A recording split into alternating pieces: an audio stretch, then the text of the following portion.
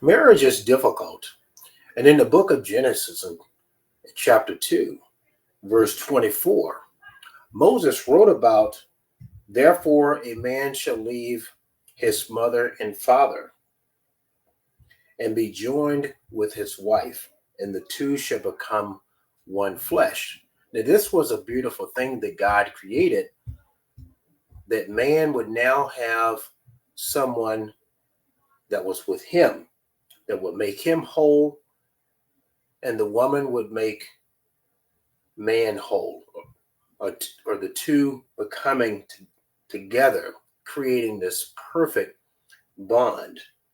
In verse 25 in chapter 2 in the book of Genesis, and they both were naked, and the man and his wife, and they were not ashamed, as the word talks about.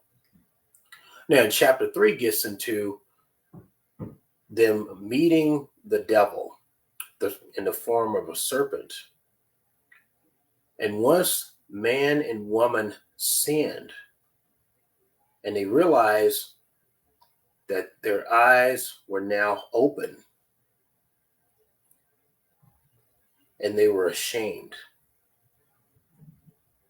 And God kicked them out of the garden and put them into the world.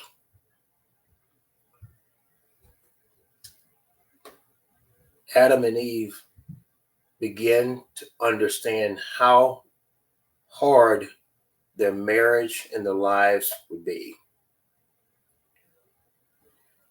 When couples are married, they experience these circumstances with their health, with financial situations, mental and emotional and physical concerns, spiritual circumstances, and challenges that they face in this life that will make a marriage rough. And sometimes it can feel like it's unbearable to be in a marriage. God wants you to keep your marriage pure, holy in his eyes, and that you seek to live for him, through him in your marriage. And your marriage will be strengthened.